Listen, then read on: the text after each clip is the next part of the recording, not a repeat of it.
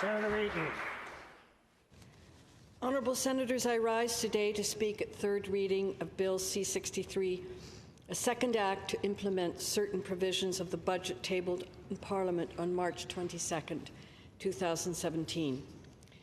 The bill returns to this chamber following study by the National Finance Committee, but I do not think any members of that committee can honestly say they understand fully the consequences of passing Bill C-63.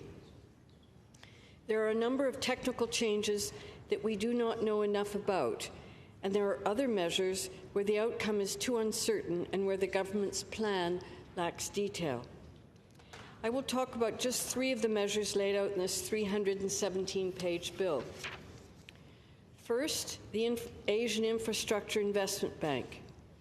I went into those committees hearings knowing a bit about this China-led institution and feeling a certain degree of unease about Canada's eagerness to participate.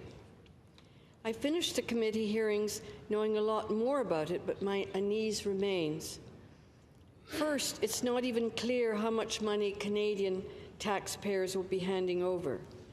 In his testimony before the committee, the Minister of Finance said Canada's commitment would be $199 million US dollars, or 256 million Canadian. He was quick to correct anyone who said otherwise, underscoring that 199 million is the only share available, since Canada was not a founding member of the bank. However, Bill 63 uses a different number. On page 239, the bill authorizes the Minister of Finance to make a payment of up to $375 million US, or, and I quote, any greater amount that is specified in an Appropriation Act, end quote. That's a vastly different number, almost 500 million Canadian dollars and maybe more. Why the discrepancy? To give the minister flexibility if more shares become available for purchases, we were told.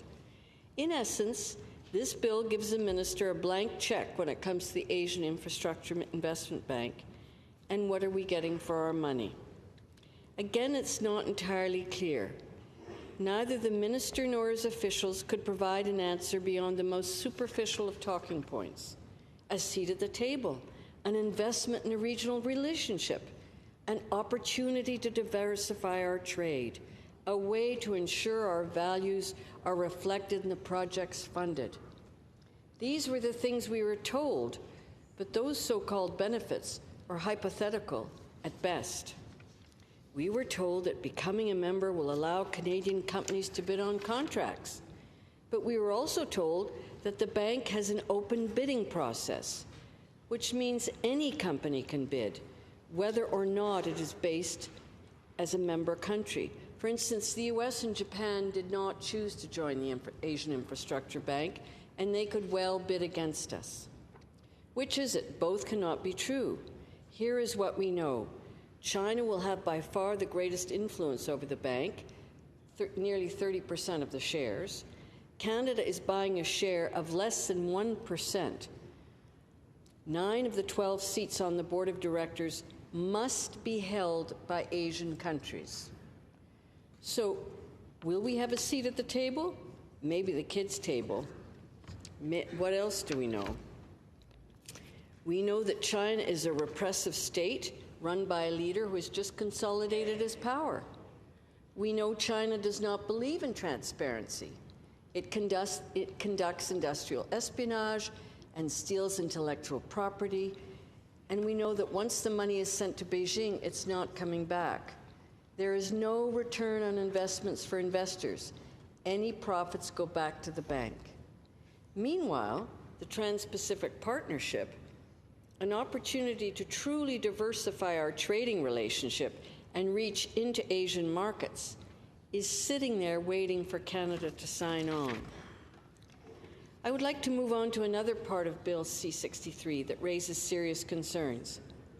The amendments to the Federal Provincial Fiscal Arrangements Act to allow the Minister of Finance to enter into taxation agreements for cannabis. We are being asked to give after-the-fact permission, since the federal government and the provinces reached an agreement this week on the division of revenue, but that is just one step into this journey. Nowhere were municipalities talked about or even given a share of the tax pie, but that is all to come. If there was ever a policy that required sober second thought, it is the government's approach to the legalization of cannabis. The compressed time frame for the committee's study did not allow for adequate consideration of this section of the bill. But we did hear from representatives of Francophone municipalities in New Brunswick, and they were very clear about three things. First, they have not been consulted as legalization has been rolled out, despite the fact much of the burden will fall on their shoulders. Second, any conversation about sharing of tax revenue needs to reflect the needs of municipalities. Third, this process is being unduly rushed, and there is no chances that provinces or municipalities will be ready for the July 1st legalization deadline. Police need to be trained. Equipment for screening impaired drivers needs to be purchased. Zoning laws need to be examined and revised. And all of this is taking place in a vacuum because the legislation is just now before Parliament and there are no associated regulations. The committee was also reminded by Derek Hines, Executive Director of FEDCO, which represents federally regulated employers in the transportation and communications industry, that there has been little discussion over the impact of cannabis legalization on the workplace, particularly in the transportation industry. We are talking about pilots, railway engineers, truckers, and heavy equipment operators. Cameron Friesen, the Minister of Finance for the province of Manitoba, pleaded for more time. This process has been rushed, he said, and the federal government has not taken the time to make sure everyone understands their obligations. The testimony of Finance Department officials on cannabis taxation did little to reassure members of the committee that the government has the foggiest notion of what it is getting into. The committee was told the government didn't have a revenue projections for the proposed tax, an answer I find questionable at best. The federal government seemed focused on keeping the self-imposed political deadline rather than concentrating on what should be the primary consideration, which is public safety. I'd like to close for a few words about the changes